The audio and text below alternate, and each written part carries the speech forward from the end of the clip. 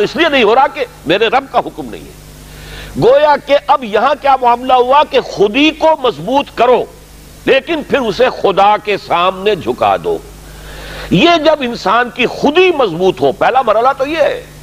اگر آپ کی خودی مضبوط نہیں ہے اور ایاک نعبد و ایاک نستعین اندر سے نفس کہہ رہا ہے کہتے رہو تم ایاک نعبد و ایاک نستعین، میں تو نہیں مانتا حکم، تم جھک بھی گئے ہو رکوع میں، تمہارا جسم تو جھکا ہے، تمہاری مانوی شخصیت تو اکڑی ہوئی کھڑی ہے، وہ جھکنے کو تیار ہی نہیں۔ وہ جو کہتے ہیں مولانا روم کہ نفس ما ہم کم طرف فرعون نیست لیکن اورا اون ایرا اون نیست، میرا نفس بھی فرعون سے کوئی کم تو نہیں ہے۔ فرعون نے کہا تھا الیس لی ملک مصر، کیا مصر کی بادشاہی میری نہیں ہے؟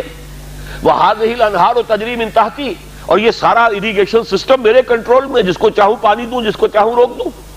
اسی طرح میرا جسم کہتا ہے، میرے اندر کا نفس کہتا ہے یہ میرا وجود ہے، اس میں میرا حکم چلے گا، میں نہیں جانتا کیا حلال کیا حرام، کون خدا کیا اس کے احکام۔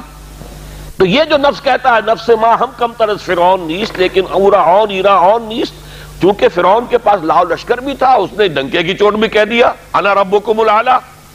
میرے پاس لاؤ لشکر نہیں ہے، میں کہہ تو کچھ نہیں سکتا، لیکن میرا نفس اندر سے یہی کہتا ہے کہ یہ میری اقلیم ہے، یہ میری سلطنت ہے، اس پہ میری مرضی چلے گی۔ اس حوالے سے جب تک کہ انسان کی خودی جو ہے قابو یافتہ نہیں ہے اپنے وجود پر،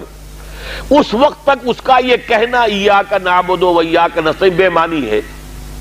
اس کا کوئی مفہوم ہی نہیں۔ میں اس کی مثال یہ دیا کرتا ہوں کہ فرض کیجئے شہنشاہ اکبر کا دور ہے یا شاہجہاں کا یا جہانگیر کا، اور کوئی ہندو راجہ کہیں کا تھا، اس سے پہلے باغی تھا، اب وہ حاضر ہوا ہے سر اطاعت خم کرنے کے لیے، تو اس کا یہ فعل اسی وقت بامانی ہے جب اس کی اپنی حکومت اس ریاست میں قائم ہے۔ اگر معلوم ہو کہ وہ تو وہاں بغاوت ہو چکی، وہاں تو کسی اور کی حکومت ہے، اب یہ آیا ہے اطاعت قبول کرنے کے لیے، تو اس کا آنا بے معنی ہے۔ بالکل یہی ہے ہمارا، جب میرا اپنے وجود پر کنٹرول ہی نہیں تو میں کس چیز شے کو اللہ کے سامنے پیش کر رہا ہوں۔ اسلمت وجہی الیک اللہم انی وجہت وجہی الیک واسلمت نفسی الیک، اے اللہ میں نے اپنے نفس کو تیرے سامنے جھکا دیا ہے، تیرے سامنے سرنگوں کر دیا ہے، وہ نفس تو میرا کہنا مان ہی نہیں رہا۔ تو پہلی بات تو یہ ہے کہ خود ہی اتنی طاقتور ہو کہ وہ اپنے وجود کے اوپر حکمران ہو، پھر وہ اپنی پوری شخصیت کے ساتھ اللہ کے سامنے جھکے۔ جب یہ مضبوط اور توانا خودی خدا کے سامنے اپنے آپ کو گرا دیتی ہے، بچھا دیتی ہے، اس کا نام تقویٰ ہے، اللہ کا تقویٰ۔ وہ کیفیت نفس کی جس میں ایک یوں سمجھئے وہ شخصیت جو سپلٹ نہیں ہے، جو کہ آرگینک ہول کی حیثیت سے یہ ایک شخصیت ہے، اور اس کے اندر اس کی خودی جو ہے حاکم اور حکمران ہے،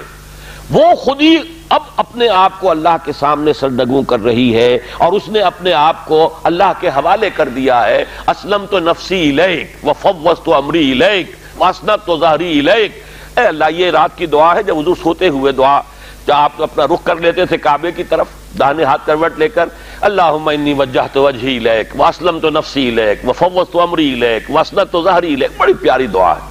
لیکن یہ ساری چیزیں بامانی اس وقت ہوں گی جب آپ کی خودی اتنی طاقتور ہے کہ اپنے وجود پر حکمران ہے۔ تو گویا کہ ضبط نفس،